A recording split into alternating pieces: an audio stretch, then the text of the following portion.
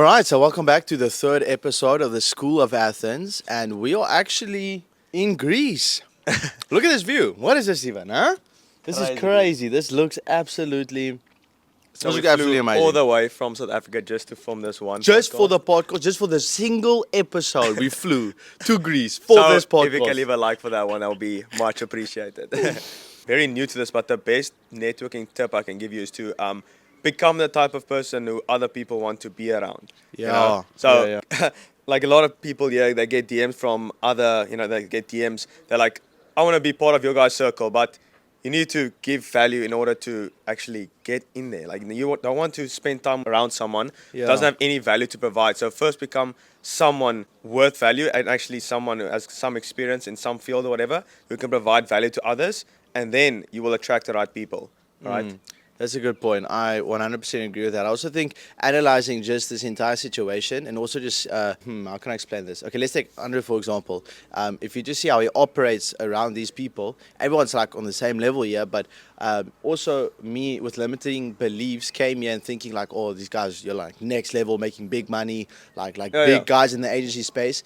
And then you almost come in here with this sense of a little bit of like, not insecurity, but like, okay, you need to be on your game, you know? Yeah. But then it comes to a point from, okay, then you separate the people that are faking it and that who's all about it. Because now, when you actually get into conversations with people, if you actually just speak from a place of knowledge and actually experience, you're not nervous because you're talking from a place of experience. You've already done it. You've already been there. So it's not like you're on your toes like, oh, is this going to be a good conversation or, and seeing Andre in action, for example, like he's already walked the walk. So there is value to be given from him being here. Yeah. So, and I don't think like when we got here, we weren't nervous at all, anymore. Like it completely changed. And also another thing I can add to that is every single one of you have your own specific area of knowledge. Yeah. So Quinta, for example, is obviously very knowledgeable in the health and the wellness and that kind of thing. So, and that's like some entrepreneurs don't have the time to focus on that because focus is obviously important. You can't spread yourself thin over a lot. So Quentin has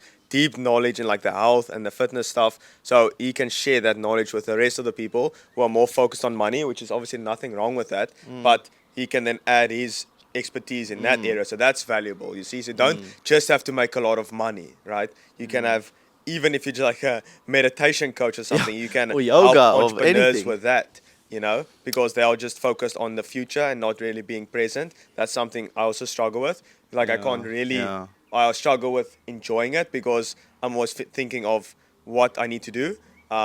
So yeah, you can help in that area again. So yeah, it's not just about money. Everything has a everything has a trade-off. That's just what it is, and you can actually No, that looks comfortable, yeah. Yeah. And you can, bro. We're in Greece. We need to chill out, man. This is good. So everything has a trade-off, and you can actually, if you know that, you can actually capitalize on that and then monetize that. So, for example, if you know that, like for example, business people or especially like entrepreneurs, they tend to be extremely disciplined and goal-orientated, and that means that they struggle to switch off and take time off Yeah. to just focus and be in the moment. And also, they usually just write off everything that doesn't take them close to the goal, and that might be health, for example, or fitness. So, Yeah. for example, if you come to something like this, or this can be like a business model, is if you want to work with rich people, you just need to help them achieve more of their goals faster.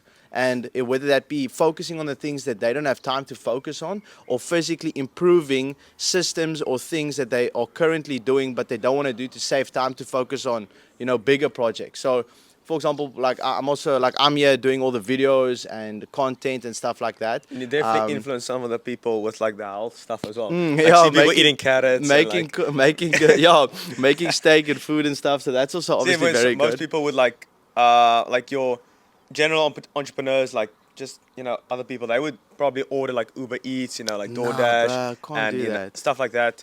But when you see someone eating healthy and you are next to them eating McDonald's, you're gonna feel like bad. Yeah, And, so yeah. that's where the forcing of the level up comes Yeah, from. yeah, When you see yeah. someone making money doing eating healthy, Because you're like you don't want to feel be, shit. you don't want to be the guy to Yeah. not eat a steak and carrots now. Now you're gonna Yeah, go yeah. and eat some seed balls. Are you crazy? You can't do that. So, and I mean, and I think that's also where I don't want to say ego or pride, but I think that's where that can be beneficial because you want to be proud of yourself, but also you want to have your ego intact to be like seen as successful around these people. So then you sort of you don't need seed walls, you know, because they're not eating it. So that's also like a good way to look at it. We almost missed our flight. We which is flew to crazy. Ethiopia, boys. That was crazy. Well, first of all, before getting into that, we're wearing these sunglasses. Obviously, like, I mean, we're gonna probably burn now, but No, it's a just- mindset, yeah. It's a Limiting mindset. belief, But yeah. I mean, it looks good, eh? Come on, we need to wear the glasses in the sun. But yeah, never wear glasses in the sun, guys, because now your brain thinks you're in the shade and you're gonna burn. But it is what it is. It's a give and take, eh? My mom sent me over like the 21 things you need to know about Greece, and like one of the things was, oh yeah, there's two things that I can remember. That was cool. Like there's 1,200 islands, and only 200 of them are actually inhabited by people. So there's 1,000 islands that we can we actually need to go out claim an here. island, is that what you're Yeah, saying? we need to claim an island. We need to go claim an 100%. island. That's stay tuned for episode 4. That would be claiming an island in In Greece. And the other thing was the population of Greece is like 80% tourists and 20% actual people, locals That's that actually crazy. live here. So yeah, 80% of people are tourists. You know what's crazy? We actually haven't seen one school, university, or okay. Well, yesterday we were at a big supermarket, Little. but not a Little. little. Yeah, little. What? You little. I don't even- Lidle. But no, we haven't seen one School. shopping center. Imagine a School of Athens. What do you mean? Oh my goodness! Like there has to be. We need to start a school here, right? School community coming soon. School community. School? No. Wow, okay. yeah. Okay, chill Good out, idea, chill out. good idea. I think a lot of people also think that, to live this, lavish lifestyle, you have to work like 24/7. That's not the case. When you are working, like you usually have people working for you as well. Like you have outsourced some tasks. Like most people just have to do sales calls really, and some communication calls with the team and that kind of stuff. So, but obviously at the start, to actually get everything up and running, you have to kind of work a lot. Like you have to do everything yourself. Once you have some capital to invest, you invest it into team. So then they basically handle most of the back end work. That means like the actual, the client work. And all you have to do is basically just talk with people. So with that said, people aren't working 24/7. I also don't think that's healthy. So yeah, that's basically what I can. I think share that's on that. that's a good point. So me analyzing the situation, seeing these 6 extremely, and like these guys are young. We got like a 19-year-old here, a couple 20-year-olds. I think Ricardo, how much he was? 24. He was 24. He's the oldest of the bunch. I'm turning 23 this year. I'm the second oldest, and this massive villa was well, I don't even know how much this villa has cost, but just to see everyone working and you would think renting a it's villa like this in Greece, like they'd be pumping every single day, working extremely hard. But I see, and that might be different if for when they started. But it's like Anna just said now, I think what they are doing is they are just, because there's obviously a lot of work that needs to be done, but as soon as they made money, they use that money to buy them more time by outsourcing the work and getting other people to do that so that they can just focus on the 80-20, which is literally just make more money by selling more. And you know what the funny thing is? Most of these guys started like their business a year ago. Yo, that is crazy. A year. Yeah, like, that is. A year to live here? What do you mean? Like Bro, this is possible. Like, you can sit here as well, this is not, we're not crazy smart people or anything. We just, not at all, yeah. like, what? I obviously know I'm blessed every single day. That's also something to take into consideration. I made a post on Instagram like 2 days ago. It said, you must have faith, you must take action, and you must be grateful. I think that's good. Yeah. And I think if you can act something like that, you must be humble as well. Because I think by having faith, you affirm something and you must see it to believe it. And when you see something, you are able to take action out of that place because now you actually know what's needed. And then you do some analyzation, what you need to do, what does this guy need or whatever. Then you take action. And then after taking the action and believing it with faith, then you'll get results with time, And then you just need to obviously be humble, and that will just increase the chance of you making more because people will work more with you. And grateful to operate out of a place of abundance and to, every day wake up with, like Andrew said, 50-50. Like, be grateful for what you have, appreciate the things, love what you're doing, and then work harder for more. And that's what it is. So welcome to episode 14. I think there's definitely a lot of power in New Year, New Me. It's like when people bash on it, but still you shouldn't, let's say it's June. I think I even started this, like our first podcast was in June actually, and we were talking about this exact thing. This New Year, New Me thing. It's like when it's June, you shouldn't say, oh, I'll wait till next year. But if it's literally December and January, it is kind of like a new page, new chapter. And that's literally what happened this year as well. Like at the start of this year, I was like, fuck, like I need to get rich. Like that was just my mindset getting into it. And it was like 31 December. And then a year later, it's crazy what can happen. Yeah, I agree. I think like it's just you just need to be mindful about it, right? Like you don't want to unnecessarily prolong the period before you actually start taking action. Like if you can start now, there's some value in that as well. But I think, like Andrew said, there's power in I think doing anything collectively, and I think collectively the entire world's energy at least tries to be directed in a better version of themselves, and there's some power in that. But I also think there's in the same form, there's also power in a lot of people stopping as well, in the inverse. I think I heard a stat that said 80% of people give up after their first obstacle. 80% of people. What? Their first obstacle they face. And believe it or not, you're going to face a lot of challenges on your journey. And then the second challenge, 90% of people give up.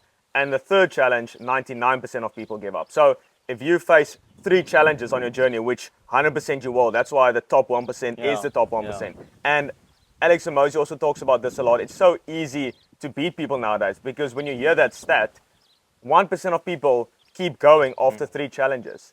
So it's the price of excellence has never been so cheap, as he likes to call it. Obviously, it's not a get-rich-quick scheme like it may seem online, but there's a lot of hard work that goes into it. But once you pass that initial stages of hard work, it's way more. You acquire more leverage, through podcasts like we are doing. It's the most high leverage activity. We saw this recent Instagram post. Was it Neil Patel or something? Is like a famous internet marketer, and he says the podcasts are growing massively at the moment. You know the exact stats of that? I'm actually not 100% sure what the exact stats was, but like essentially in the beginning of this year, the amount of consumers consuming podcasts, took blogs over. And if you think about it, like, written media has been number one for, since the internet came out. And well, I mean, before that as well, I guess. But obviously visual content is much more stimulating, but it's definitely a new gen type of thing, and especially with our generation and the old generation sort of transitioning to more visual stimulation, like Reels, YouTube, Instagram, that type of thing. What do you say? The supply, or like the demand is extremely high, but the supply is low. Because if you look at the amount of blogs that are out, now the stats said 1 billion. Now, I don't know. Yeah, that's a lot of blogs. That sounds a lot. 1 out of 8 people have a blog. Yeah, that's tough. But let's just say, for example, it's half of that or whatever. Okay, there's only 4-point-something million podcasts. So the demand is high, but the supply is low. Yeah. So according to that stat, it's 2.5% essentially wow. from podcast to the ratio. 2.5% from podcast to blog, and also the volume is double. So that just it's like. Is actually like 1% essentially if you divide the 2.5 to divided by 2. And I mean, if you understand the nature and the value in long format content, you can exponentially leverage that. Because and I would recommend everyone watching this, if you're gonna go into content, I would say the best way to sort of approach that is to really focus on, and I would say that this will work for 95% of people out there, okay? Yes, you can get famous by just doing shorts or whatever, but if you do focus like 90% on sort of high quality, long format stuff, you can always down the line just optimize and get someone to repurpose that long format stuff in shorts. Yeah. But if you're sort of splitting your focus and the quality of your long format's not really good, the audio's not that great, and then when you repurpose it, it doesn't really look good. I would say to focus on the long format stuff for sure. The shorts and the reels and the Instagram, that's more just to keep people top of mind. So it's a funnel you have to go through, and like we have our funnel as well. Like with the long form, we are forming like a parasocial relationship with you through the screen, right? Like when you consume an hour and a half of content of someone through your ears, it's kind of like he's standing right next to you. You know him so well. Like when we meet some people offline, it feels kind of weird in a sense because there's this energy imbalance. Like they know so much about us, but we don't even know their name. And I recently saw a VSL as well from Serge Katari, and he mentions that the number one thing, and it's so funny, like they all say post content, the number one thing is like don't focus on your offer, your strategy, your funnel. Can even search that. Yeah, Iman, like all Ty Lopez, all of them say this. So if you're not posting content, which is the number one thing you should do, and don't, like when I posted my first YouTube video, it's like it was terrible, but like I just knew I had to get Was into that the this. one in the car where you were like driving? Yeah. Like, so on my first video, I just want to let everyone know. Oh yeah, I I'm starting posted a as like channel. I'm starting this, like I have no idea what I'm doing. I'm driving, I almost crashed the car, like I have no idea what I'm doing. Wouldn't recommend that to start off with. Refilming it like 12 times. Yeah. Literally, like, I think it was 30 times I refilmed it. But, you know, you have to realize people don't really care as much. You know, the first thought that comes in your mind when you wake up is 99% of yourself. We talked about this yesterday with a couple of friends. Like, most people are just like selfish in nature, right?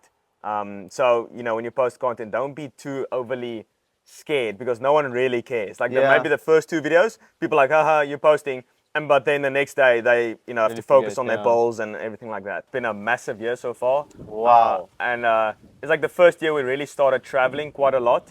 One thing I learned personally is that, you know, you shouldn't be scared of spending money. I think that's very important. Because it's like that thing of scared money doesn't make any money. It's like a song, right? If you are constantly trying to hoard, it's like that exact thing is making you poor. It's like you think you should keep it. In the Bible, they also talk about, you know, if you're hoarding it, it's like it will lead to poverty or something like that, right? So when you spend, you shouldn't be too, you know, you shouldn't feel guilt or something like that. Just spend freely. Obviously, don't be stupid and go in debt. Like, that's not what I'm saying. But like when you need to spend for travel or whatever, like spend. And also that will make you feel wealthier, which will then make you operate at a higher frequency, attracting more opportunities. So, and the money will always come back. That's the thing. Welcome to the 10th episode of the School of Athens. We got our second guest, Nick Setting. Quinton, welcome, my man. bro. Pleasure, bro. Super Good to be exciting. here. The Palm Dubai, the Palm Jumeirah Dubai, behind the, what is it called? The Atlantis Royale. So it's absolutely sick. What is the embodiment of breaking out of the matrix? You know, what does that even mean? People say that, like, what say, I want to break out of the matrix, you know? It's getting out of an environment that is supposed to be normal, in my opinion. You know, like people have certain standards, and I feel like everybody is in a certain situation in a certain environment, and it's special for people to break out of there. Do you know what I mean? It's like a, I don't even know how to call it. It's like limiting. It's like almost. It's like a limited situation. Invisible Yeah, exactly. Keeping people stuck. Yeah. It is literally invisible because it's your limiting beliefs most of the time, and that just keeps people stuck. And if you can break out of that, it's just such a good feeling. Absolutely. I think a good way to sum that up is like the matrix is an umbrella term for the idea of these, you know, collective beliefs that is holding the normal person back. You know, it's like, oh, like you can't really make money online, or making $2,000 a month is good money. It's like you are, before you even get to start the journey of breaking through that, your current how should I say, your immediate environment is already reinforcing the limiting beliefs of the current version you want to escape. And that's what the matrix is. And you need to break free from that To get into the new matrix. To get into the new matrix. But it's a better matrix. I would rather be in this matrix than in the other one, you know? I think to start off with, Nick, like how did you essentially break out of it? Like what was your, like the initial moment that sparked? Maybe it wasn't like a one big thing, you know, just collective things. Like the first moment for me was awareness, right? I was aware about that what I was doing. Like I was basically not using my full potential, and I knew I could do more. So that is when I made the realization where I was like, yo, listen, I gotta switch things up to be able to like get more things, you know, because I wanted everything that other people had, because I didn't have that specific thing. And I saw, you know, like nowadays with Instagram, with YouTube, you can do your own research on a lot of things to discover a lot of new things, to like, you know, go watch YouTube videos, go watch fucking reels, to just get yourself into a new state, observe a lot of dopamine to like realize like, yo, I want this, I want to do this, and then ultimately you have to take action to get there. But awareness was the first thing for me. Become aware of what is possible, and that pain will drive you to achieve more. Yeah, when you become aware about what is possible, you realize like, fuck, I'm in a bad spot right now. Yeah. Right? And you compare it. People compare. People compare a lot, right? Yeah. And then when you have the ability to compare yourself to other things, it's like, yo, if I can get this and I'm here right now, I need to get to that point. Yeah. Yeah. And then pain becomes a big thing. Yeah. And people don't like pain. People want to solve pain, Yeah. right? That's what we do on sales calls. That's what we do in fucking, we solve pain points. So then you just... I believe like the two things you really need initially is you need a goal, something to work towards, and then the belief that it's possible in the first place. And you can't really set the ideal version of yourself as a goal if you don't know what is possible out there. Like, if you are just surrounded by normal 9 to 5, making $2,000 a month, like, you know, like that is your reality, because it's the collective beliefs of the people around you. And then you see these people on social media, like these young guys traveling the world, and it's like you already don't associate with that. You're like, oh no, it's not possible. It's like these overseas, like American guys or whatever that can do it. It's like, you know, those beliefs, like that's what it is. Like that, when you think about like that is holding you back. That's the main thing. And then you need to try and convince yourself that it's possible. And you can do that by removing friction, by surrounding yourself with people that is doing it, you know? Exactly. And that is a big thing with like this networking thing. And that's something that I realized as well. We went to the first client retreat at Greece. At Greece. That changed a lot for me, you know, because then I was in direct association with the ideal version of myself, the potential. Absolutely. And that is so valuable, you know. I mean, you can also, like, you traveled the world in the past.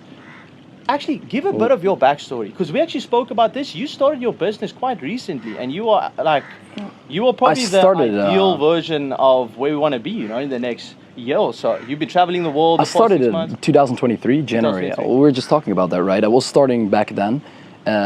I understood the importance of turning information into action, because I was procrastinating a lot. Really? So like I never knew when to turn like the information that I had into action. That's so difficult to know when you don't have a mentor that guides you, or whenever you don't have, you know, like people that guide you into the right direction. So I realized, okay, listen, I got to turn things into action. So I did things, and after that process, I started to see results. So I started traveling the world. I did appointment setting, and then ultimately I just built up my company. I went from a done for you, or for doing things for people, to a done with you service. Towards like after every single month, I just build it up slowly. But the main thing, what I would say is like that the most valuable lesson that I have learned is knowing when you need information and the moment you need to turn that into action. What I do is when I travel a lot, I make a lot of new friends. I get a lot of new information, and then I do that for 2-3 months until my bucket is full. And then I go lock in for 3 months somewhere in a spot, and I integrate everything into my system, into my business, into my personal life. And that is what I think is called, like, you know, like you have a building phase, and you have a phase where you just like observe a lot of information, a learning phase. And I think that's valuable. I think it's at valuable. the start, consumption is so important. People look down upon that. So true. It's like usually like the first year or so.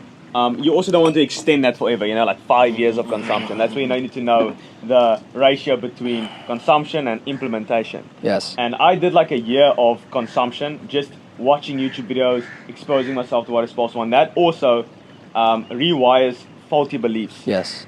You know, that's what consumption really does. If you complete, like the repetition becomes, there's like a quote or something, but like Fair. Repetition becomes like your new reality. If you repeat it every single day, you'll start to believe it, and you're like, wow, I can do this. I have to say, I made the decision to I had 10K in my bank account, put 9K into crypto. Yeah? I told them my story video, right? Like, When was this? This was before I started out. And this is probably one of the most valuable things I did, because I put 9K into crypto. It's a no financial disclaimer. Like, I put 9K into crypto, and I lost it all within 48 hours. And at that point, I realized I needed to work a little bit under a year, around 11 months, to make 9,000 euros back. So I was like, yes, but that was the best thing that could ever happen, because exactly 2 weeks later, I stopped working at my normal job, and I went all into business, and I made it work from that point. So it was the best thing that could ever happen to me, because if that thing wouldn't happen, I still believe that I would have gotten here, but not at that time. Maybe it would take me another year. There's all 1% a day improvements. You seen that? That's what. It's complete BS, by the way. Like, there's all 1%. I literally asked ChatGPT, if you improve 1% a day, right? How many years until you've got more money? Okay, let's just, let's take the improvement and turn that into money, so it's more quantifiable, right? So if you increase your money, or not increase, what do you call it? Like increase your money by 1% a day. Let's just say that, right? Over 32 years, you'll have more money than there are atoms on Earth in 32 years. So that's complete BS. Like, it's not realistic or plausible at all. And a much more realistic manner is to improve 1% every 2 weeks. And that doesn't sound like much, but that's the same improvements as Warren Buffett, which he's a pretty good investor. And He's he gets, alright. he gets amazing returns. Yeah. So if you can get 1% improvement every 2 weeks, you are good. And the reason why I think that is an important metric or something to keep in mind is because, I think a lot of people overestimate what they can do in a short time, but underestimate what they can do in a long time, like in 10 years. And that's like when everyone strives for 1%, after 6 months, when you look back and you haven't made significant amount of progress, then it tends to lead to taking less action and you start getting demotivated and you give up. And when you start being a bit more realistic and looking at the metrics like Andrew just mentioned, then you start realizing, okay, no, I am doing everything correct. It just takes much longer than what I thought. Yeah. And initially, we all have, like, oh, let's go. We're going to make it happen or whatever. But, it takes time. It just takes longer than what you initially thought. That's just what it is. You're not doing anything wrong. Okay, well, maybe you're doing something wrong. But like, let's say you are putting in the hours and you are doing things right.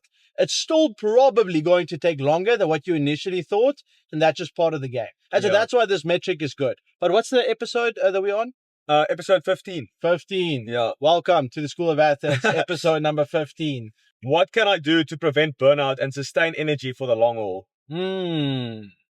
I just literally made a module on this now. Yeah, I think we can both actually answer that question. I think, from my perspective, I gain and I tap into a lot. The thing is I think we all underestimate what we are capable of doing and the potential that we have. Let me just see. It looks like the camera is like skew. Is that good? Yeah. Okay. So I think we all underestimate the amount of, output that we are able to, how should I say, like just do, we underestimate the amount of potential we actually have. And you just need to be able to tap into that. And it's easy to tap into potential if you're really passionate about what you're doing.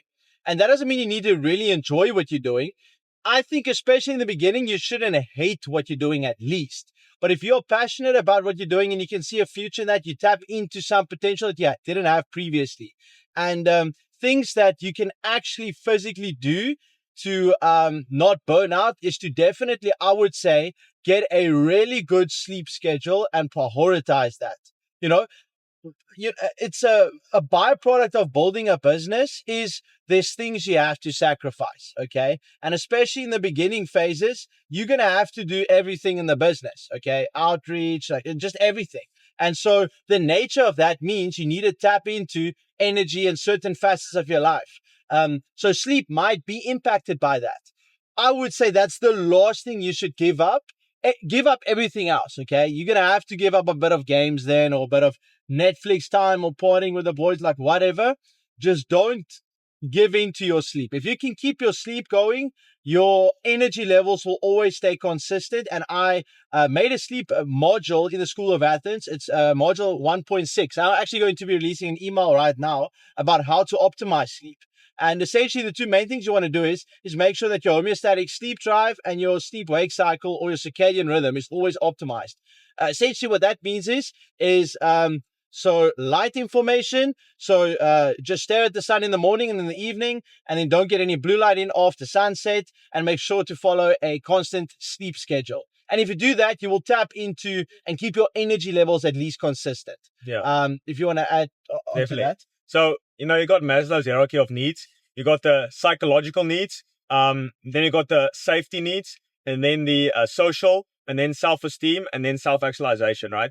But the thing is, people try to go to self-actualization, which is like, growth and potential and, like conquer, essentially. They want to go to that, but they don't even have their psychological needs met. Like, they are overworking 16-hour days constantly, and then they think, oh, why am I burning out? It's like, obviously, it might be for a season, but I feel like if I didn't do that, I might have even seen success quicker. maybe not working as much. I wouldn't know. Like I don't know. So that's the thing. In hindsight, I don't know. But so essentially, you want to keep your psychological needs met at all times. So sleep and health is very important. That's obviously why we teach both. And health and business go together. There's a reason why these big entrepreneurs spend hundreds and thousands of dollars on, health coaches, and they want to make as much money as possible because they know, the energy and everything like that then gets transmuted into the business. It's locked again. Yeah. There's like a setting where you can have like it on for 10 minutes or something. Anyway, I don't have that on. So what time management strategies can I implement to maximize productivity and reduce overwhelm?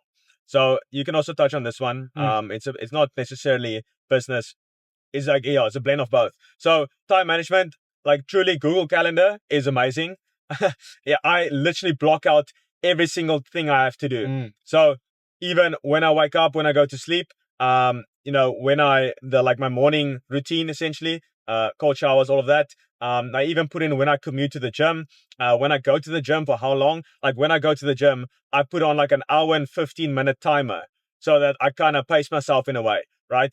And then also I have sales calls usually after that. So I don't want to like spend hours at the gym, but I still get like a lot done. And then, at the end, I have a white space after the gym. After that's blocked off, I have a white space for sales calls. And then, dinner, and then also reading, and then sleep. Yeah. So the best way is really just to schedule it. First, work smart, see where the opportunities lie. It's constantly changing with like new trends, new technology, whatever, AI. So see where the world is heading, see where you can provide value, solve problems essentially, and then work hard at that. Yeah. And I like, to use the analogy, so it's up there, it's like, okay, guys, you're working hard, but go that way and work hard. Exactly. There's the shelter, there's the gold or the treasure. Yeah. So you need both. Smart work is much more important than hard work, in my opinion. It's knowledge and action. That's ultimately what it boils down to. So this is episode 6, by the way. So basically, when people are spending money, they're always like, you can almost also relate to this. Like when you're spending money, it's like you have this hesitancy. It's like it's like this blocking energy where it's like you can't let it. It sounds super spiritual and like, but the more I realize, longer I'm in business, the longer I've just experienced life, it's all just like an energy game. Like even Nikola Tesla said, you want to understand the universe, think in terms of frequencies and energy. And this guy is like a master entrepreneur, just a very successful guy. So when you're spending money, it's like you need to just let it flow through you. And through that, why is money called currency? It's like it's a current. Money is a currency, it's a current, it needs to flow. So when you block the flow, it's like new money can't come in. Choose your suffering. Every day we have the option to choose what we endure. It's better to suffer under work that brings true progress than to suffer under the conditions resulting from no progress at all. And so I think what this basically just means and indicates is that suffering is inevitable in life. It almost embodies this the symbolic reference of carrying your cross. It's bearing your cross up. It's like burdening your responsibility and pushing through that. The suffering is what inevitably will bring you results. I mean, if you look, for example, at what gives the initial value of a six-pack, it's the increased, well, I would also say it's the lack of other people having it, but that is the byproduct of the amount of friction or suffering to get to that thing. So the more suffering there is to something, the less there is of that thing, and the more value it will be, the more valuable it will be.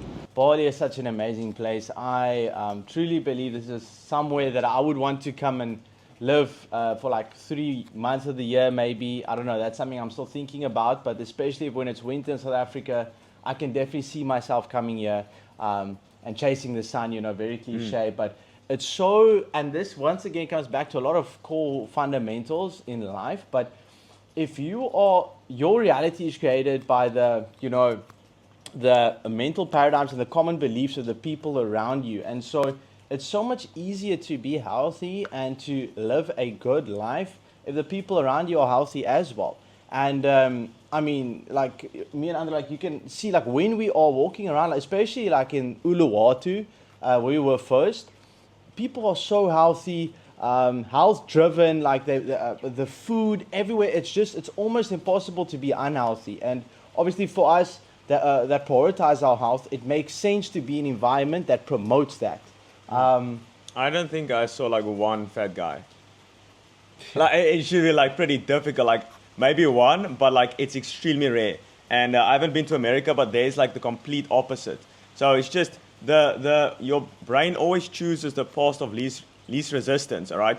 And if the least resistant path is going to the gym and eating healthy, that's what you will do, right? But in America, it's like the complete opposite. So that's why you obviously find that phenomenon there. Even if you have the funds to buy a smoothie, it's like 70 Rand, it's still like, you're still a bit of reluctance to it. But yeah, it's like your food. You spend like 200, 300, like 500 in a day. So like, it's completely different. And I'm kind of fine with doing that. Yeah. But at home, Yeah. I'm a bit more stingy. So Yeah. definitely, I think it's not as good to do that. Like when you want something, buy it. It's also a habit you build up to, you know, it's a lot of people, they also look at like the right side of the menu, they look at the price and then they're like, oh, that looks nice. But actually you want to buy the thing that you want, okay? And that will train your brain to not just look at the price and like a scarcity mindset, but more of like, what do I actually want out of life?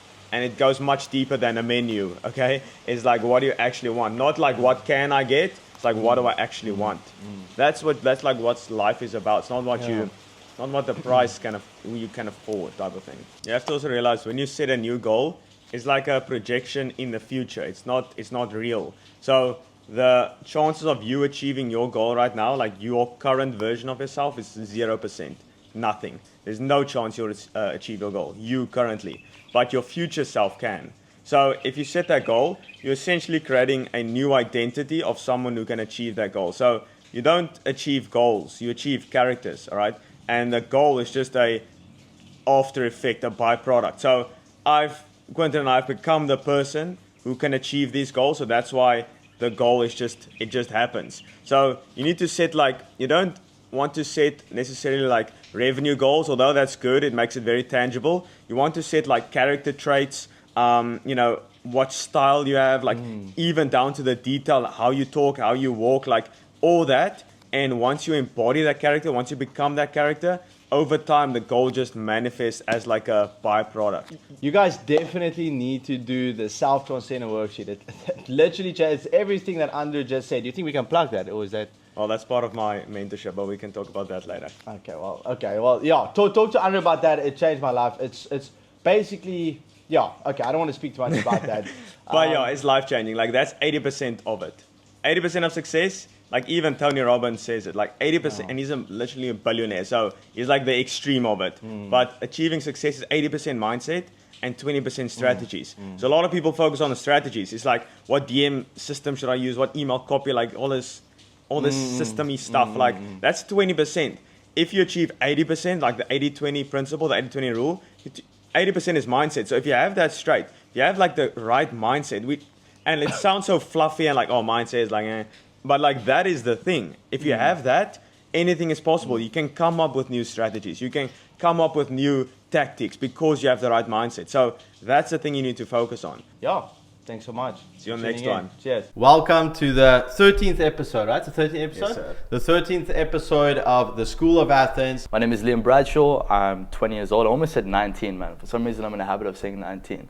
Maybe I just want to be 19. I don't know. But yeah, so I've been doing e-commerce full-time for about a year now, primarily brand building. So I've built a couple different brands. At the moment, I have a portfolio of 2 different brands that I'm currently managing, and yeah, actively starting new things every day in my free time. I love working, so It's not necessarily what you do, but it's what you don't do that will ultimately lead you to becoming your ideal self. I truly believe that like if you know exactly what you want, and if you just take action every day, even if it's like not with a specific thing, like the world will kind of conspire in your favor, you know, but it doesn't work if you're just sitting on the couch, it meets you you know, halfway. so it meets you halfway. You don't need to know exactly how you're going to get to your goals, but you need to know exactly what your goals are, and then kind of opportunities will pop up as you just have that confidence and carry that throughout your actions. Key point, throughout your actions, you have to obviously take actions. Well, Charlie says, Charlie Munger, like to the easiest way to get what you want is to deserve it. but Iman says like you don't get what you deserve, you get what you think you deserve. Because Because what you think you deserve determines your actions. It I think he dictates your says that actions. too, That's yeah. exactly what I wanted to say, y'all. And I think with all this stuff, obviously also being in the bit more the metaphysical realm, meditation, or not necessarily that, but like affirmation, visualization. I mean, you said about identifying your goal, becoming clear with that, reading it every single day. And I think what all of those things come down to is essentially, and Chris Williams also speaks about this, you essentially just need to do the thing. You just need to take action and you will then achieve it. But the problem is a lot of people tend to give up on taking action. And I think where the balance between, the metaphysical or whatever, and then the actually just taking action part is you should see the metaphysical as just using that as a tool to reduce the friction to then be able to take action easier. Because if you do the affirmations, visualization, you become clear on your goal and you truly believe it's possible, you will then able to then take action out of more confidence. Because it's difficult to take action. Like let's, for example, 2 years ago, let's say when you were 18, okay, you had no idea, you had no proof that it's possible to make money online or on e-com or whatever, and everything that you tried up until that point failed. So there's no real reason for you to then back yourself to then take action on the journey you are currently on. And obviously you have to then substitute the lack of results with something else. And that would be ignorant belief or affirmations, visualization, or surrounding yourself with other people who have already achieved that from similar, backgrounds or whatever. And I think it's so important. Even in the Bible, it stands, don't be a sloth. But you can also repent. It's also the ability to repent, so no one is perfect, but they're very clear, like, don't be a sloth, okay? Don't be lazy. And adding on to what Liam also said, like, I truly believe if you ruthlessly take action and it's paired with ignorant faith, it will happen for you. And there's no other way. Some people have had their parents gassing them up since they were 5 years old, saying, you're the best, you're confident, whatever. And then they go on to be, the best salesman in the world. That's also very true. It's because their parents were literally instilling that belief since they were a little kid. So it's like, I don't know. Yeah, my mom was definitely like that. I can trace it back. Even Scott Galloway, he talks a lot on podcasts and he says his biggest thing is his mom when he was younger, just supporting him. Like my mom was big, even though I didn't do well in science, my mom was like, yo, that's amazing. So it definitely helps a lot. Yeah, for sure. Yeah, I think a supportive immediate reality is so important. And that's why I think community mentorship is so crucial. I mean, Liam just spoke about it. I think Andre and I also in the beginning, I mean, it's difficult to take action on things if you don't know it's possible. And if your immediate reality is reinforcing the limiting beliefs that you have, like let's say if you are in an environment where people don't make 20K a month, online, like it's going to be tough to try and step into that reality and create it for yourself. And so that's why I think it's so crucial to then surround yourself with people that does that. Because I know I've mentioned this as well a couple of times, but your reality is created by the collective beliefs of the people around you, or at least I would say mostly, because that's all you see, and that reinforces your beliefs. The money that you make is pretty much directly proportional to the value that you are giving, right? And the value that you're giving is proportionate to the knowledge that you have. So let's say you're making 10K per month. You obviously never want to detract from that, right? It's actually very simple to just get to 20K. Like obviously that's a low number. Maybe you just continue doing the same thing, right? But another way to do it is to just take what you know, gain some extra knowledge, and just compound on top of that. And that's how you keep compounding and keep growing. Is you're just compounding on what you already know. And obviously a lot of that is like largely attributed to just the knowledge that you have. Yeah, and I think everyone follows like the same path with entrepreneurship. In one of my modules I also explained, it's like how bamboo grows? How that works? The story of bamboo? Yeah. No. Oh, so essentially like the first, I'm not exactly sure on the time, but the first, I don't know, like 5 weeks. 5 weeks, when you plant the seed, it grows like this big, right? Like a few inches. And then the last, I don't know, 30 days or so, it goes up like a few 100 feet. So that's essentially entrepreneurship. It's like the first 1 to 2 years, you're putting in all this work, all this action, taking courses, doing sales calls, doing all of this back-to-back no's, and then you just have to continue. You don't see any reward from your action, but then that's when people quit. That's also, who said this? Alex. No, it's not Alex. But like, Socrates. being not satisfied, but optimistic during the waiting time, then you'll be successful. It's like taking action without seeing a reward for 12 months. That's what Alex said. You have the world at your fingertips. Yeah. You just need to work without seeing the immediate results. And then like in like the second year or third year entrepreneurship journey, it's like boom. And then everyone's like, what just happened? but they didn't see the work 2 years prior. And that comes once again down to like, it's going to be difficult to take action, because I mean, essentially also what Andrew was just saying now is like the fruits of your labor, there's a delayed sort of Latency. Yeah, there's latency on that. You know, you take action now, but you won't see the results for maybe 2 years or whatever. And so it is difficult to continue taking action on something if you don't see the results of that immediately. And so that once again comes down to, you're gonna fail if you don't believe it's possible. And it's difficult to believe it's possible. Well, for some people more than others. Like, I think, I'm actually not sure how you are. No, I can tell Liam was just like, obviously. Yeah, well, like, Andrew is exactly the same, Yeah, bro. the He's same. like just very, I mean, I would say it's a good thing, but he was just completely like delusionally optimistic. Like, oh, well, I'm just the best. It's just what it is. I had to see a bit of results for me to then tap into that belief. And so that's why I once again came back to, when I first went to Greece this year to meet up with a lot of the other entrepreneurs, that was probably one of the best experiences of my life, because I met a 19-year-old, Keegan. What's his name? Keegan. What an exceptional guy. But like, I mean, he's 19, he was making 40K a month, and he did that in His first 1 month. or 2 months of starting the business. And I was like, this guy's making 40K a month. That's US, by the way, for South African boys. Like, you can't even conceptualize that amount of money. He made that in one month, and he's 19. Like, that is ridiculous. And so I was like, okay, if this guy can do it, he's 3 years younger than me. I am now giving myself permission to now do the same. And yeah, I think that's sort of all what it came down to. If you're just getting started and like you don't have a solid group of friends, yes, don't completely cut people off, especially if, you know, they're your family and they care about you and like that. they'll kill someone for you. Don't do that, you know, just say, listen guys, I'm trying to build a business. I'm probably not going to see you for the next month or so. I'm going to be quite locked in. This is just very important to me. I hope you can understand. Leave it at that. And then take an overwhelming amount of action to the point where it disables the rational mind. To the point where you aren't actually thinking about, oh, I wish I could see people right now. I think the way to counteract that is to literally just take so much action that it, I said, disables that like thinking mind, Good you point. know, and do everything. You know, if you have no skills, work on one main thing, but then when you're not doing that, either educate yourself on how to push that forward more or learn something else. Read books, just do everything that is pointing yourself into the direction of where you want to go, you know. Welcome to episode number, I think it's 8, Yes, right? yeah. 8 of yeah, the my School mic. of Athens, of the School of Athens. How do I get enough quality sleep while working late nights? Because, you know, a lot of entrepreneurs, especially when you're starting out, like you have to pull, like 16-hour days. So when you are working so hard, like how do you ensure you get quality sleep? I think sleep is one of the core pillars of and the foundation of your health, you know. And I mean, sleep is like the main part of recovery as well.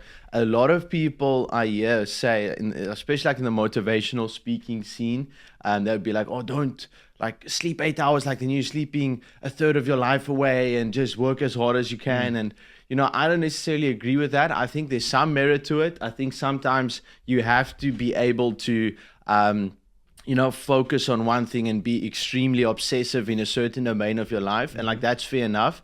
But by increasing the quality of your sleep, your entire life will increase in quality. I truly believe that. And you can just go and look at, try and get 5-6 hours of sleep every single day for 2 weeks and see how you feel compared to 7-8, And so I think there is value in trying to curate your life where you can do that. I don't think it's always, necessarily realistic to be able to do that, especially if you're a parent and you've got a lot of things to do. But to curate yourself in a way where the amount of quality sleep you're getting is as maximum as it can be. You know what I mean? Like, there's no point in getting 8 hours of sleep if the quality of your deep sleep and REM sleep is like 20 minutes.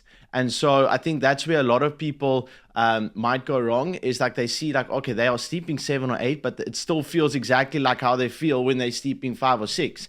And it's not necessarily because of the length you are sleeping, but the quality of the sleep while you are sleeping. And so to accurately, I almost want to say improve that, I would say there's 2 big levers you can pull here, okay? First of all, the biggest lever you can probably pull is to actually be tired at night. If you are living a sedentary life where you're not doing anything, you're not using your body, you're not exercising, you're not moving around, you're not thinking a lot, your body's literally just chilling, playing video games, you're not gonna be tired. And Like so I always said, you have to deserve your sleep. Like you have to work hard. Like, why are you sleeping if you're not tired? You know, and you should be working throughout the day, going to the gym, Yeah. putting your body through stress, your mind through stress, and then you can obviously enjoy your sleep as well. How do I choose a profitable niche that aligns with my passions and expertise? Wow, this is Okay. a good question, yeah. All right, so there's a lot of avenues where this can go off. So how do you choose a niche? So there's essentially like two different avenues you can go off. It's one, your expertise. So where do you have already some knowledge in? Like, let's say your father is like works in a mechanic shop. You know a lot more than cars than you think you do. Like, I know absolutely nothing. I just like the R8. It just looks nice and it's fast. Like, a lot of people are like the engine and like, see, I don't even know the what do you call it, the slang. So you know a lot more than you think when you're in a specific niche. You know, already have expertise in that field.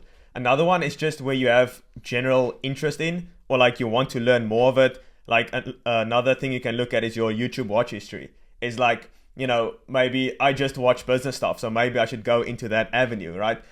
Maybe you watch a lot of I don't know, golf videos, so just go into the golf niche. Like, there's a lot of rich guys who maybe need some help, even with what do you call it when you carry his bag, the caddy. Yeah. Like, you can get paid quite a lot to do that, so maybe that's even an avenue you can learn from them as well. So, you know, that's how you would choose a niche. Like, don't overcomplicate it too much. A lot of people, they just like to what do you call it, procrastinate on it because they don't want to do the work. They don't want to actually sit down and, you know, take action in that direction. So they slow down, you know, the action taking process, or actually deciding, because they don't want to do work. All right. So don't overthink it too much. Like, there's two things that's really important. The best niche, like the absolute best one. Here's your, you know, here's the number one thing you need to know. Oh, let's go, The let's best go. niche is the one you stick to for 2 years. That's the best one. Like, there's no specific one that's good. Obviously, you want to, you know, take into account the supply and demand of the marketplace. Like, don't go into, you know, newspapers that are like, you know, declining by 25% every single year. You want to go in a growing market, which is, you know, online education is going to be massive.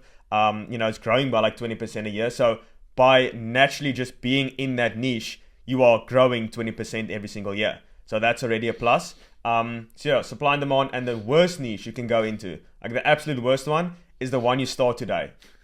Because you know, you have zero knowledge on that field. It's like you have surface level knowledge on it. So the best niche is the one you can stick to, because then you build that deep knowledge. You learn how they think, how they talk, what they think about at night when they sleep. Like, then you can then craft your marketing message around that. So because with the community we're building, our niche is essentially, you know, like beginners looking to optimize their health and, you know, make some money online, right? Like beginner entrepreneurs, or maybe who's already got some money, just looking to optimize their health, all right? So the reason our marketing message is so potent is because our clients, right, were our former selves.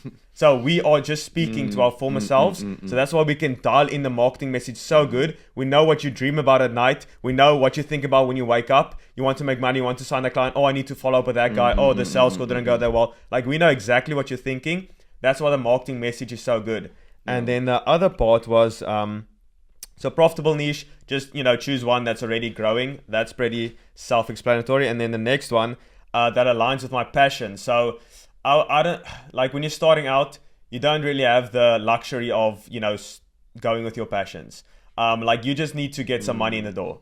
And usually when you're starting out, it's not something you're passionate about. Like, one of my one-on-one clients, you know, is very good guitar. He's very good at playing the guitar. So, you know, he's already got 7-8 years in that field. So then he can go into his passion. But you have to go through that stage, especially at the beginning when you don't know anything. You can't really align with your passions, because usually, you know, it's not that profitable, which obviously you want to make money at the start. So you want to go into a niche where there are very rich people. So you want to target very rich people, so you can charge higher ticket, which then you only need, like, you know, 5 clients to essentially live the life of your dreams. So that's like my 2 cents on choosing a niche and all of that. Welcome to the 7th episode of the Skool of Athens. A podcast is an awesome tool to not only share the thoughts that you have with other people, but to also just work through your own thoughts, you know? Once you get going, is like, just tell yourself, just do it for 5 minutes. Like any type of work, when you have to do deep work on your laptop, go to the gym, any work where it's like there's this barrier, there's like this friction, just do it for 5 minutes, or even 1 minute, and then you just get in the flow, and it's fun. Like I went to the gym, I had an amazing time, but like beforehand, I was like, it's not. Just do it for 5 minutes. Like, can you go to the gym for 5 minutes? That's all you need to do. As with the podcast as well, like just do it for 5 minutes, and then you will see you get in the flow. It actually gets fun. So it's just that little bit of friction that you have to go through. As a male, like your best years essentially later in life. All right. So a lot of people they you get most of your success later in life, in your 40s, in your late 30s.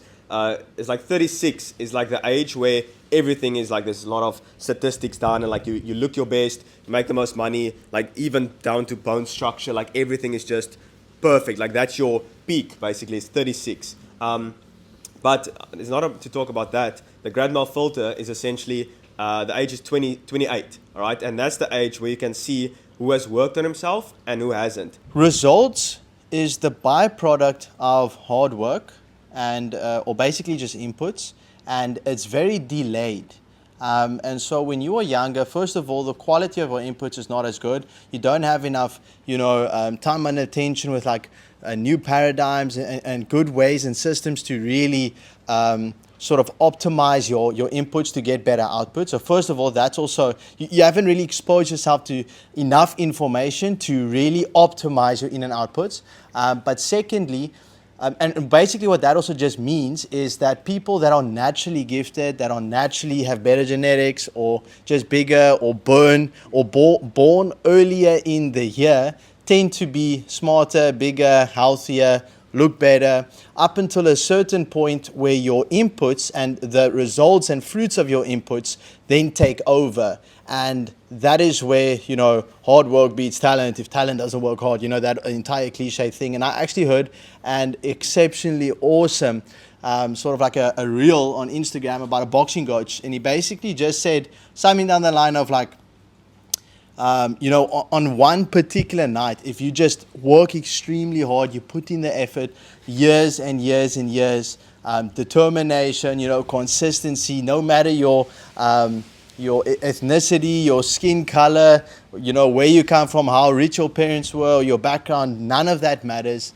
because on one specific night, you can level the playing field by just working extremely hard. And that's essentially what the age 28 means is, you can put extreme effort into working hard in your younger sort of like years, like 20, 21, 22, 23, and you can have no results. No one will know you're working hard.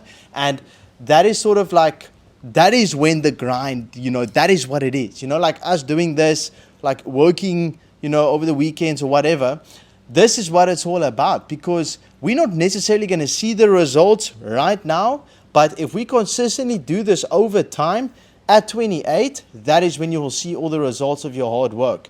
And then you will be able to see, and that's what Andres said earlier, is on the age of 28, you'll be able to see who worked on themselves in their 20s and who went out and partied and sort of tapped into not delayed gratification, but just gratification, like present gratification. Instant gratification. Instant gratification. And also, there's this thing that Messi said, I just wanted to get the exact date right. So he said, it took me 17 years and 114 days to become an overnight success. Yeah. So a lot of people, and talent obviously helps a lot, especially genetics and all that. We were, when we finished the gym, we went through a few like gym guys' photos, or it like popped up on our feed, and like this guy's massive. So obviously genetics play a big role, but if you don't actively work hard every single day, like the genetics won't really do anything. First of all, the problem with the genetics card is that if you don't have a good card,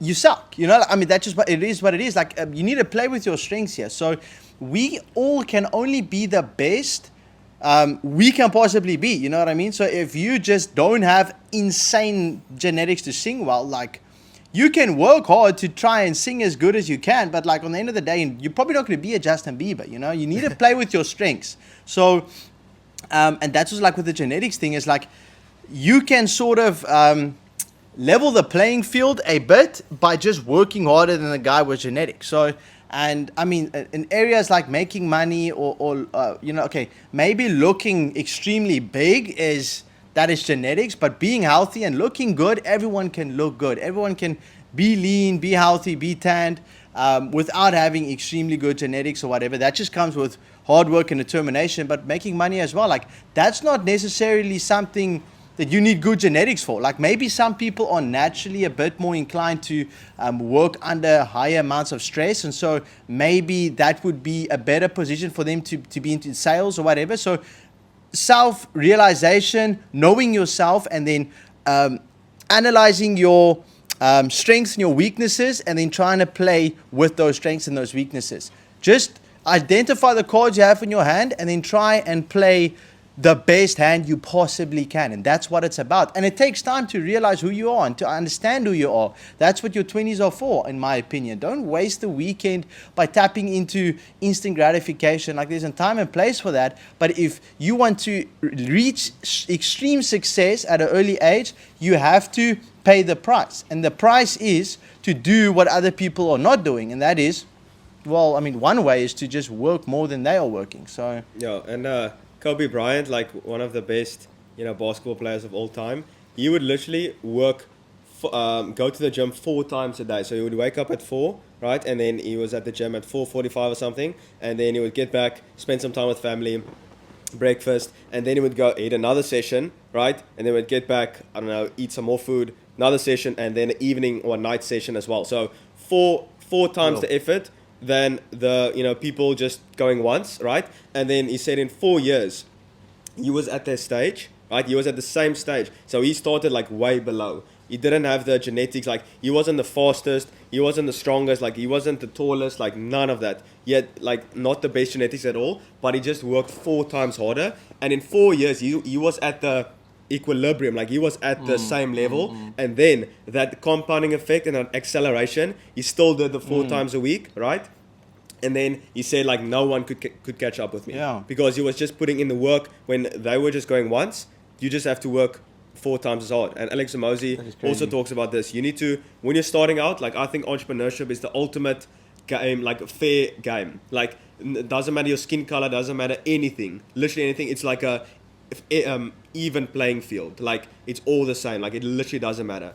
Introvert, extrovert, like it doesn't matter. It's just about how hard you work. So it's very even playing field. But yeah, so you go to a company, let's say you're starting out, you go to a company, let's say you want to do sales, and or cold calling, let's take that for example. And the cold calling guy, he calls like 100 people every single day, right? So you need to do 200, okay? Because you need to get at that level first. Like he's obviously at a pretty good level. He's been doing it for 2-3 years. So to catch up to him, you need to work 2 times, 3 times, 4 times as hard. So you get to his stage in like 2 years, right? And then if you want to actually become great, you still need to keep up that same work ethic to accelerate that growth, and then no one can catch up with you. And so it's all a game of hard work. You can't beat someone that loves playing the game. Welcome. This is our very first episode of the Skool of Athens. We are very excited. Look at the people you want to become. Look at their lives. Look at what they are doing, what they are pursuing, what are their habits. Then basically just adopt their beliefs. There's a good point I actually want to make on this one. So how your beliefs are formed, and like exactly how your actions, because obviously the actions you take is the results you get in your life. So if you're not happy with the results, you need to change how you program yourself. So it goes exactly like this. So it first starts off with your programming, and then that influences your thoughts. Your thoughts influence your feelings influence your beliefs, because if you actually, to form a belief, you need to add emotional power to it, or emotions to it, and then that beliefs dictate your actions. Those actions dictate your results turn into feedback, which then improve or opposite of benefit, diminish, I guess. Reinforces your programming. So like it all starts with your programming, and that's why people say you need to brainwash yourself. That's where it actually comes from, because you're changing your programming, which then turn into your thoughts, feelings, beliefs, actions, results. Awesome. Welcome to the 11th episode of the Skool of Athens podcast. We are obviously here right now, and some people might want to know how we got here and sort of what principles we sort of base our actions on. And I would love to know what your boys' opinion is regarding, how should I say, the impact of faith on your action taking, if that makes sense, Yes. Yeah. Yeah, so I mean, this is a topic that can go on forever. But I mean, first of all, when it regards faith and action taking, the Bible has very, strict guidelines to the ways that you should be acting, the way you should be treating people, and the way you should be doing things. And when you follow these, just even just very broad, just being very simple with it, being righteous, just handling situations correctly, it's going to just guide your actions to the point where you're making the right decisions. And subconsciously, like when you ask God for direction in your thoughts, when you ask Him for eyes to see, you're going to see things, you're going to make decisions that you're not even at first going to recognize that is Him speaking to you. Mm-hmm. And you're going to be acting and you're going to be serving in a way that is pleasing Him. And whenever you please God, whenever you please the Lord, that's when the fulfillment comes. Mm-hmm. And that's when everything starts to fall into place. Yeah, I would say the number one thing is just the truth, telling the truth, being aligned with the truth, being honest with yourself and everybody around you. Because when you're not, it's kind of like you're painting a picture with invisible ink. Because it's like when you tell the truth, that's how you can be certain that you're on your path that God gave you. Because before you came here, He had already had a path paved for you. So when you tell the truth, you're aligned with that. And when you don't, on the adverse side, I'd say, like I said, you're painting a picture kind of with invisible ink. There's really no purpose. You're doing all of this work, but you can't even see anything going on, with the, that's why I said invisible ink, because you're painting, but you can't even see it. Because you can't see the fruits because it's not the truth. There's no purpose behind it. You're not following, your destiny. And as soon as you start telling yourself the truth, that's when you start to become fulfilled. Because as soon as you become aligned with the truth, you can be certain that you're doing the right thing. Because everything comes down to the truth. Yeah. Everything comes down to honesty. And as long as you're following that, I think you're going to end up in places like this, because ultimately that's the path that God paved for you, And but dude, it doesn't come down to this though, because when you follow the truth, you're in touch with the Spirit. It's not about the villa on the palm. It's about, like Hunter said, pleasing God. And when you please God, this is just what happens, collaterally. Nature. Yeah, by nature. I mean, just follow the truth, because then that painted picture with invisible ink it's going to start to bear color, and it's going to become a beautiful painting, But until you do that, it's just invisible. You can't see anything clearly. You can't trust yourself. You can't trust anything. Yeah. Well, so I just tried to get a verse, and it said, this content may violate our terms of use or usage policies. What is that? That's ChatGPT, by the way. Yeah, but I was trying to get the verse of seek God and all things will be. Seek first the kingdom of God and everything else shall be given unto you. Something like that. Exactly. Yeah. What do you guys think about that? What does it mean to seek first the kingdom of God? Because I sat with this question a couple, probably a couple of months ago. What does it mean to seek first the king? Like, should everyone become pastors now? Like, well, what does that mean? Is to seek first the kingdom? Because I think, as soon as you become aligned with what God wants for you, I also agree. Everything else will fall into place. But, what does it mean to do that? Yeah. No. I mean, great question. And one of the things that I strongly believe in when seeking the kingdom, when seeking guidance, is one of my favorite things to do is just sit down into prayer and just ask for guidance, ask for direction. And as you do this, the Lord always has open ears for any of His children, correct? Right? So He is going to put things into your life. He's going to put thoughts into your mind. He's going to indirectly start to show you paths to follow.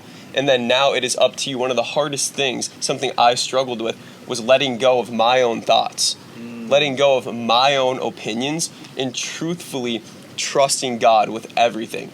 And that can be a hard thing, because it's like you have a boat, right? You have a boat and the engine is on, and you have to let Him steer it. And you have to just ride it and trust. Yeah. And that can be a very hard thing, because while you're in the process of doing this, you just want to grab the wheel. Yeah. You know, you're so used to making all your decisions on your own. You're so used to, you know, trusting yourself over anything else. We have to put your trust into the higher power. That's good. You have to give up that wheel. Yeah, we Yeah. talked about this on our previous podcast as well. Yeah. It's the self-reliance thing, and I think in the short term, it's definitely. I couldn't say definitely because more personal experience. Like I'll focus more on self-reliance at the start, and the thing as well is it got you to your desired situation. So Yes. then you're like, oh, this has to be correct, but Reaffirms over it. time, it reaffirms it. But over time, it's like you don't know what you like. A lot of people say this, like even the top guys, they don't know what they're doing. Like no one knows what they're doing, and that can be very liberating as well. You think that these top guys that have everything, they know everything that's going to happen, they know the next steps. No one knows the next steps. So if you can just almost submit in a way and trust, it will work out so much better. Yeah, I mean, it says right in Proverbs 3:5, do not lean on your own understanding. And I think that's what it ultimately comes down to is, you know, leaning and trusting God, submitting to God, because that's what it means, you know, to let God lead your life. Not becoming a pastor necessarily, but leaning on His understanding, trusting Him. Everything comes from that. Simply, you know, it just trust God. Don't trust yourself. Yeah. Because you are of this world. He is not. He's Alpha and Omega. Yeah. Jordan Peterson, Marcus Aurelius, all these guys, they are speaking about these things that are biblical principles, and that's the anointing comes from the source, you know, and like when you're reading that, it's almost a regurgitation of the Bible, and that's what it actually is, you know. If you read all these books, everything, bro, it comes down to the Bible. Just read Proverbs and it will change your life. The book is alive. Yes. And there's a reason why it's the most sold book. Like that's the thing that did it for me. When I was reading all the books, you know, my dad actually asked me like, okay, you're reading Jordan Peterson, you're reading Marcus Aurelius, all these things. Why haven't you read the Bible? It's the most sold book. The most read book in history. And I was like, oh, it's so cliche. It's the Bible. Like I need to read something like for business. Yeah. And when I started reading it, like it changed my life. Welcome back to episode number 5. Number 5. We are currently in Bali, Indonesia. Let's go. We don't realize what amazing life we actually get to live in South Africa, because you don't have the opportunity to or you don't have the contrasting version to compare it with. So for example, That's why traveling is so important. 100%. That is probably the most important part about traveling. You know, the adventure and the story, like the character development and unlocking new places or whatever. That's also cool. But being able to once again see new paradigms and then, you know, sort of implement that in your life now, that is where the value is in traveling. And so going back to, for example, the life we get to live in South Africa, it's a beautiful country, number one. Number two, the prices for food is relatively extremely cheap. Like No, really cheap like, compared to Europe, and America, for quality, I mean, especially for steak. So if you look at meat, like if you go, like we went to Greece, Thailand, and we in Bali now in the past, like what we travel like in the past 2 months probably. Thailand, And- Bali, Yeah, and dude, I'm telling you, like you don't pay. I can get a steak a day For in $2. Cape Town for 42 rand. like $2 basically. What are you talking about? Okay, and that's vacuum packed 400 grams rump steak. It's the best of the best. I'm talking great quality. I order 30 of those vacuum packed. I know I've one a day. What more do you need? Like, I mean, that is amazing. You can't do that in all these other countries. And so by focusing on the negatives of the country, for example, then you're going to manifest these negative things in your life. So like, oh, there's corruption, or I don't get work, or racial, whatever. Like, no, don't claim that. You need to focus on the good things. Look how beautiful the country is, the culture, the people, okay, are amazing in South Africa. I mean, Bali people. Bali is also good, and the locals of all these places like Bali and Thailand, awesome, humbling. They don't steal or anything. The happiest people I've ever seen in my life. Amazing. Like compared to like people from Pretoria or like Cape Town. It's Yeah, just like Norse, you know, like just frowning all the time. Here's just constant smiles. But all the time. yeah, I do, however, like the culture differences. And when South Africans, like, if you have something in common, instantly all the bonds like break, and it's just like pure love between, like, if you are like Stormer fans and like, you know, like each other from nowhere, and you just like, oh, I'm a Stormer, oh, you're a Stormer, oh, what, boom, drinking Instantly. beers, brandewijn, Friends we're for having life. a bright friends for life. Like that's how South Africans are. And especially like now traveling, like it's the craziest thing seeing a Thailander or like a guy in We Thailand went and he speaks the Afrikaans. Turkish airport, no? Like the big Oh, one. coming back from Greece now. Yeah, Yeah, wait, tell that story, yeah. Like we were, just sitting there, waiting for Sebastian, one of our friends, to, board his flight, and like obviously we were speaking Afrikaans with each other, and then there was a guy behind us like, "Oh, you speak Afrikaans?" It's like always just, and then the conversation. And then it started. just snapped, and it was like boom, and like we're friends. Like it was what it is. And I think that's also sort of that also speaks a lot about human nature. We want to be Want to have like, something in common. yeah, but no, we want a tribe. We want our people. We want to be with people that we know that understand us with our own culture. That's why I think, for example, the 5 people you surround yourself the most with, or whatever you'll be like, or having communities operating around and with people with the same goals in mind than you have and or want, will ultimately determine your future. And that is 100% probably one of the most important things that you can learn and implement. You should implement. Get people around you that have the same goals that you have. And if you can't find anyone, pay money to get in a community that has. And I would say is if you don't even have the resources or the own resourcefulness to even be the person that you want to be like, or wait, how should I even say that? If you're not even close to the goal you want to be, the easiest way to get to that goal is to just surround yourself with people, excuse me, that are closer to that goal and that are also moving in that direction. What are the 4 domains? Health, wealth, love, happiness. Yeah, and those are like the 4 12 most foundation. important. So it's like health is sleep, diet, and exercise. So it's 12. So it's actually 4: health, wealth, love, and happiness or fulfillment. And you just need to go, it's like the ikigai thing. What are you interested in, what do you have experience in, and what you're good at kind of thing. Yeah. So I, for example, like the business aspect of things. Even though I still focus on the health, the love, and all that, business is like the main priority, right? Yeah. So you still need to focus on that, because also if you focus on the health, your business will also do well, because a business is like an extension of you.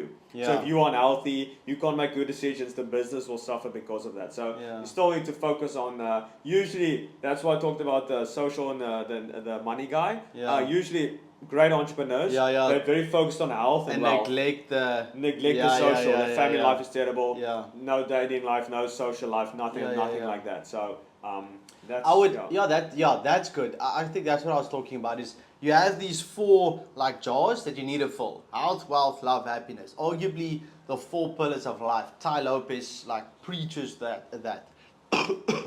Excuse me. So talking about health. talking about health and then coughing. So you have those 4 jars. You have to fill them.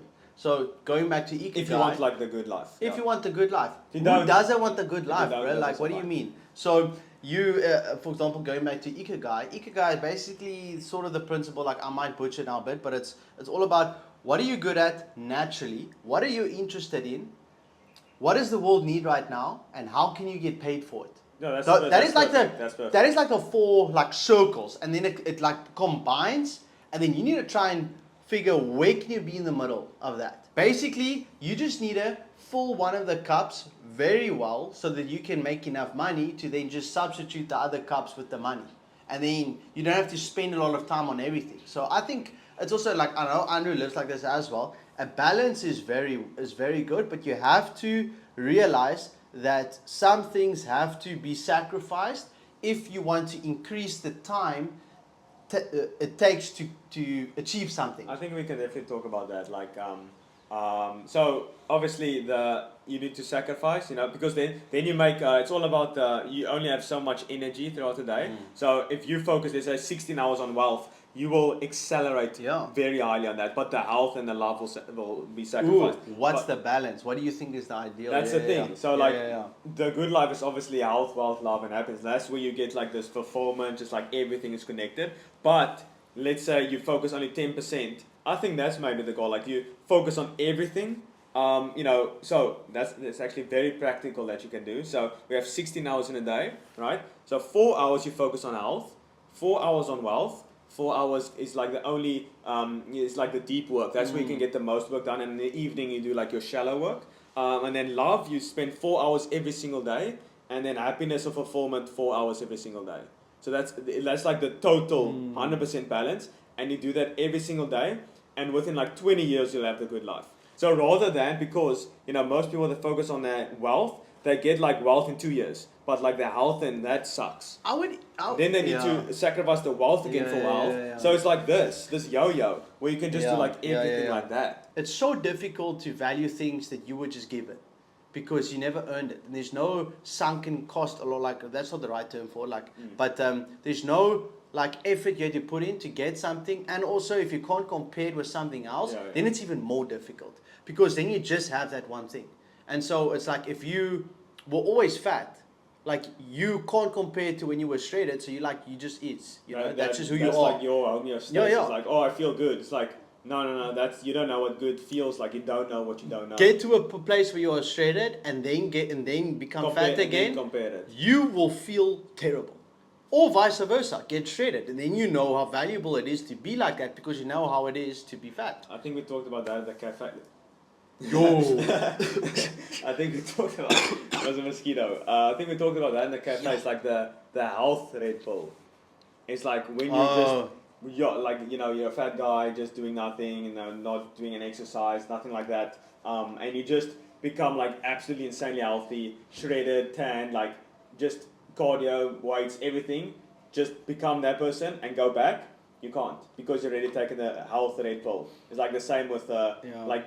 That's why I want people to make their first money online. You can't go back. It's impossible to go back. Like, how you've experienced this freedom, like, how do you go back? You're just gonna live in misery for the entire life. You'll die depressed, because there's better out there. So that also, when you experience new cultures and all that, like, what's out there. There's no way you can go back to just like living normally. So that's why you need to experience new things. That's how you can compare it to what you were doing. Yeah, I think like what you were discussing now in the we were having dinner or lunch was, if you just do, or if you just get a base level of health, you will not be able to go back to an unhealthy state without a sense of sort of, not regret or like disappointment in yourself, because maybe there's a lack of motivation or discipline or whatever, but you will know that you feel like so much better in that other state. This is episode 2 of Skool of Athens. My name is Quentin Weber. My name is Andre Koen, and welcome to the second episode. First off, we are going to Athens, which is pretty cool. So we definitely need to shoot a podcast right there. But I believe a paradigm to be, and that's from where I will be speaking from, is it's sort of like this mental construct that you have adopted and how you look through the world. It's like a lens. Yeah, it's like, exactly. So let's say these blue light glasses. So everyone is wearing glasses, and your lenses are distorted in a certain way. And you can adopt the mindset that the distortion of your lenses is the paradigm itself. No one's distortion is the same, and no one's distortion is necessarily correct, but we are all adopting our distortions either unconsciously or consciously. So I think that's a good way to explain it. Yeah. And you want to make it conscious, obviously. So as Quentin said at the beginning, basically, you don't make your subconscious aware. You make your aware of your subconscious. It will rule your life, and you will call it fate. So you think you're going through this world, you are doing things that are consciously, but like 95% of your world is unconscious. So like, if you don't make that conscious, you will think, oh, you are doing specific things that you are consciously thinking about, but you're actually not. So you need to make it conscious, otherwise you won't feel like you are in control of your life. And I mean, there's this quote as well: no man walks in the same river twice, because he's not the same man and it's not the same river. So basically, every single information you intake and consume through any medium, can be audio, visual, kinesthetic, I think that's the word, when you do it like you doing stuff, like so. Every single piece of information, everything that you intake through your visual or through your sensories, like your eyes, ears, hands, that kind of thing, everything influences you, even if it's like 0.1%, but over time, you are a product of your information. Correct. So everything you consume. Your brain doesn't know what's right or wrong. It just wants to not use a lot of energy. You're using more energy when you're thinking consciously. So your brain wants things to happen unconsciously, so it doesn't use a lot of energy. So for example, when you started tying your shoes in the beginning, it was quite tough. So consciously you were trying to figure out how to tie your shoelaces. Are we doing the rabbit ear thing, or are we doing it whatever? And the first time doing that, it was quite difficult. But now unconsciously, when you're tying your shoelaces, you're not thinking about it. You're just doing it, and we're all doing it a certain way. So when you look at someone tying their shoelaces next time, and you'll see like they might be doing it a different way than you are, but they're not thinking about it. That's a paradigm to an extent that they adopted. Or well, okay, no, not a paradigm, more like just a habit. But the reason why your brain made that unconscious is because you did it so many times that specific way that your brain doesn't want to use energy consciously to do it anymore. So it turns it into the unconscious way. And how you can change that is by just doing more things in a different way that has to do with that subject. So let's say you want to unconsciously now tie your shoelaces a different way. It's going to take a lot of energy to do that. It will. People give up because it's difficult. But you can do that without even taking action, because it's just, and I'm going to butcher this completely, but to an extent, this is what it is. Your brain has neurons, and between it has things that channel the idea and the idea to take action on the thing itself between neurons. And I think you call that an axon or something like that, or dendrite. But the idea is that the more intense like pathways between two neurons there are, the more like then your brain will choose that thing to be unconscious and not the other thing. So if you want to change the way you tie your shoelaces, you just need to create more pathways between two neurons in that way than the previous one. Yeah, and that takes a lot of time and effort. Yes, and you don't have to do that by just tying your shoelaces more than what you have done this way now. You can physically do that by thinking about it. And that's what our affirmation is by taking control consciously until it becomes unconscious.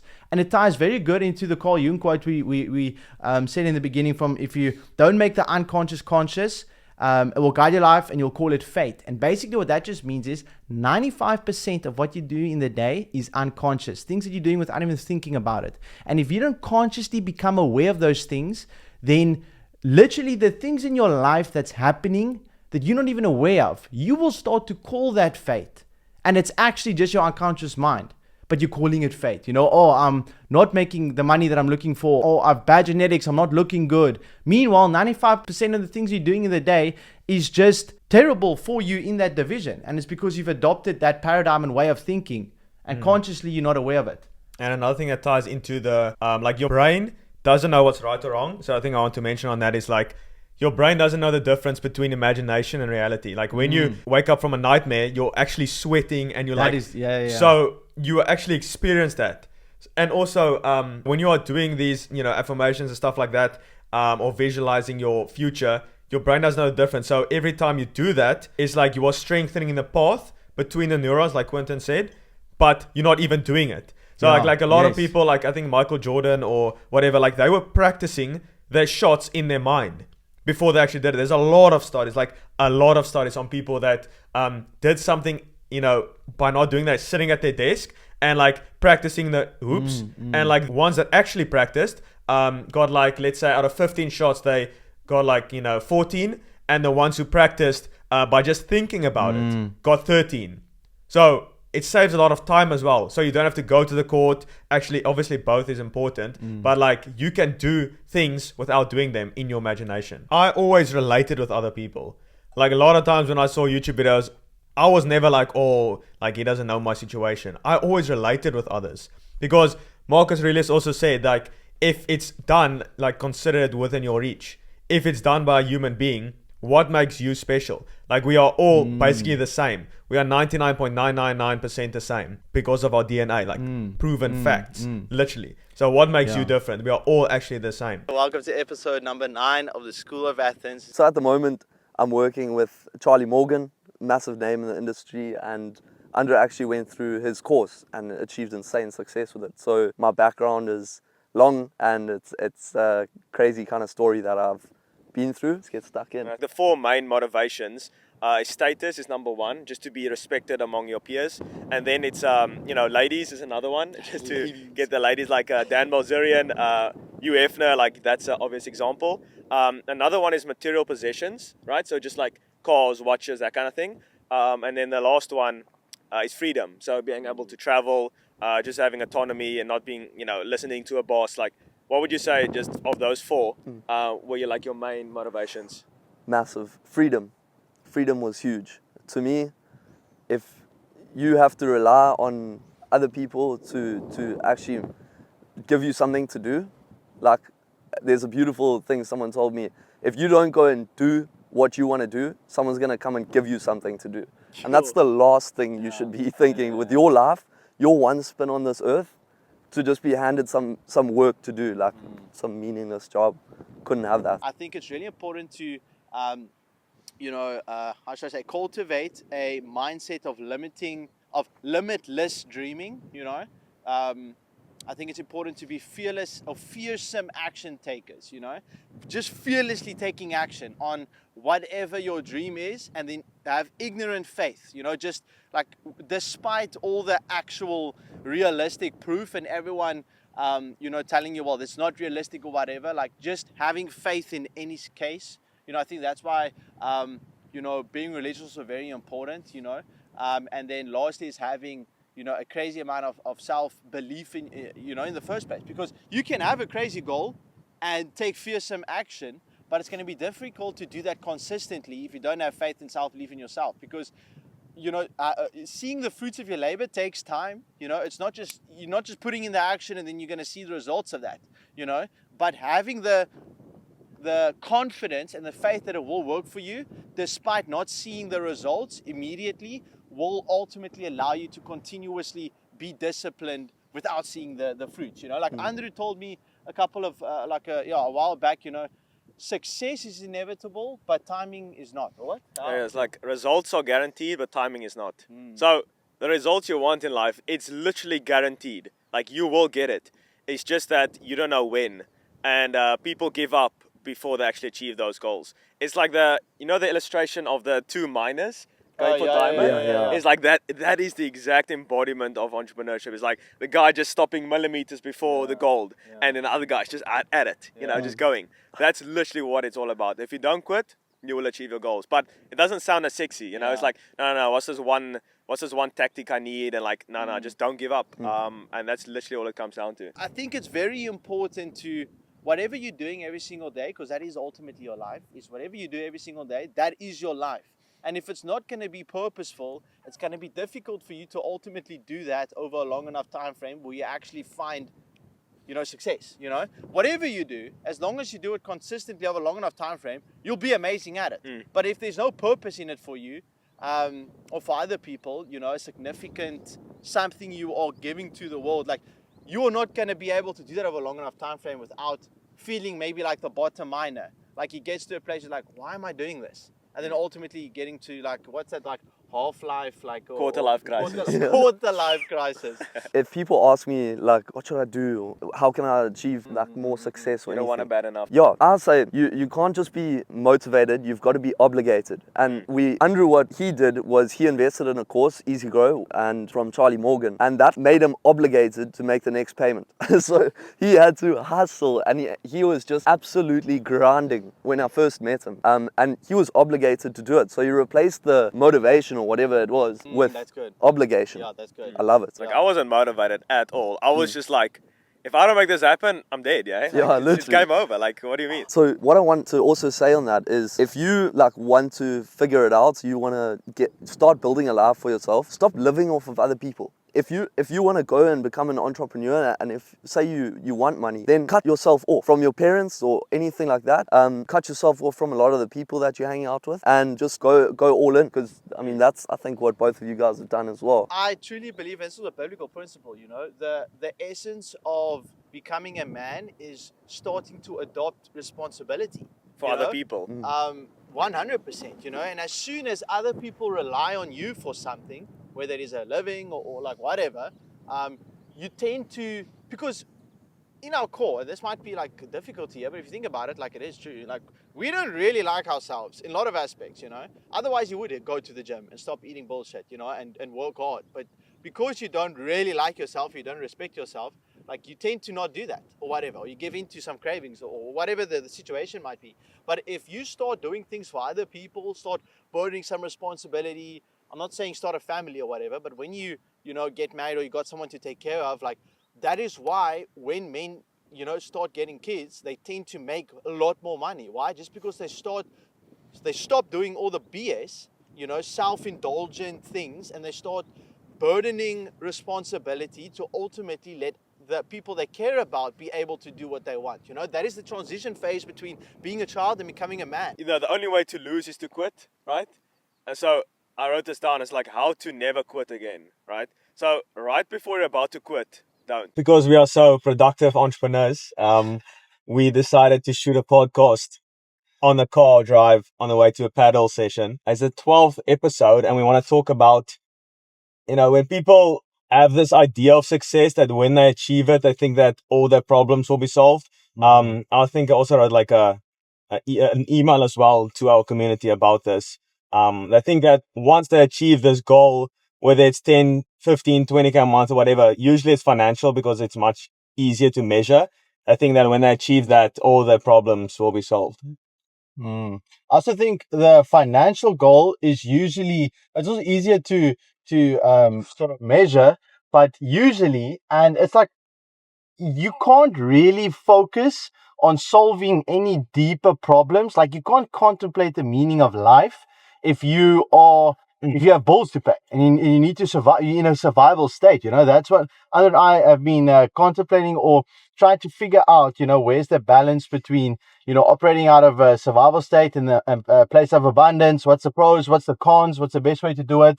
And I think that also feeds back into you know, the goal is almost 99% of the time first to make a lot of money, because essentially when you get to a place where you can now take a bit of, you know, you're not struggling to make methane and to pay, you know, whatever every month, you know, then you're able to then be able to tap into a place of abundance. And I truly believe that your best work is done from that place. You know, essentially talking about the community, that entire vision was born in Bali, you know, out of a place of abundance. You don't have the privilege to work on meaningful projects if you're focusing to putting food on the table, you know. And people think, you know, just making money and making a lot of money, like they think that's greedy. I think that's not even tapping into any greed. Like you want to buy the things, you want to get the things money can't buy.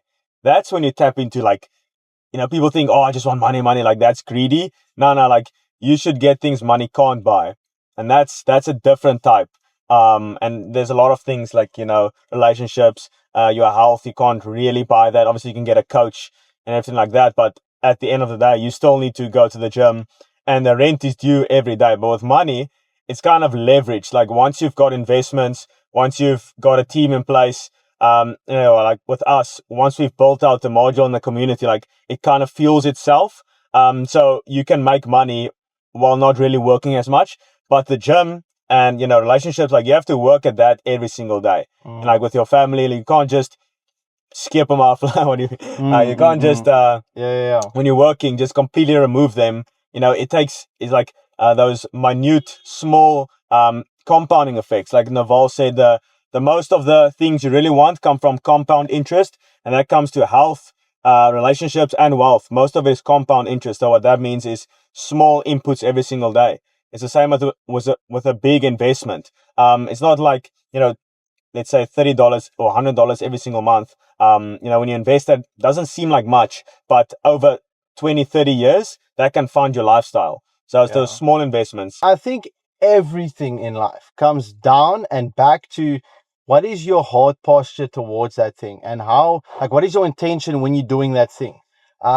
Because, you know, I think it's good to make a lot of money, but if your intention behind it comes from a negative place, you know, then it's obviously not good. And so I think there's a lot of things like that, you know.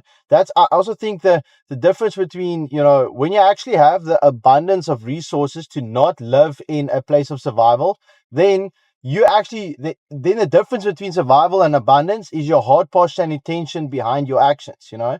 Like, I think the best way to operate, at least currently, that's what I believe. I mean, that's what Chris Williams believes as well, I guess. But, you know, is when you can tap into a place of you not operating out of scarcity and lack, and essentially anxiety and like, oh, like I need to do this to get that. And like, it's always you chasing money, if you can operate out of a place that transcends that, you're ultimately going to be able to work in, on deeper, more foundational work. But the trick is, yes, if you actually realign the potential of the time that you now have bought back, because a lot of people might, when they stop operating out of a place of survival or whatever, then a lot of people, tend to stop working as hard, because essentially you're not going to really work as hard as, in the survival state. Because now you're operating out of a place of abundance, there might not be things driving you as much anymore. And if you can somehow still tap into, that, did you understand what I'm saying? Like if you can still, because there's a lot of now extra potential, sort of inputs that if you align correctly, you'll be able to tap into the benefits of operating out of abundance. But if you don't reutilize that energy that you now have left, then you are essentially maybe wasting it. Yeah, I have a lot of points on that. So when you say like, I never got that drive back from when I was started, that survival state drive, but you don't want that because hard work isn't the answer. I watched Iman's 3 episode Netflix episodes. I just watch it. Yeah, I watched it for like inspiration. Okay. And not necessarily because I want to buy the thing. How was it? It's just like how it's pretty good. It's plays on a lot of emotion, but like that's ultimately the buy is going for. Why did I say that? Oh yeah, he's mentioned as well, he's not necessarily working harder than the people when he was younger. He got on like this tube. I think it's in the UK. Once they're done with work, they go on the tube and they go to the separate places. like a train. Like everyone was miserable.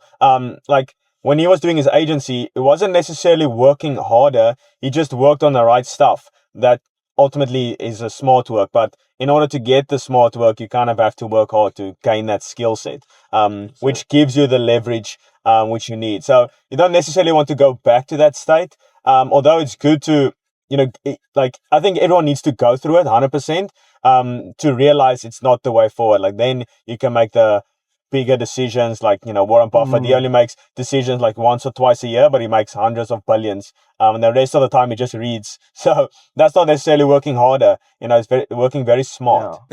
Keep me hanging. All right, thanks, boys.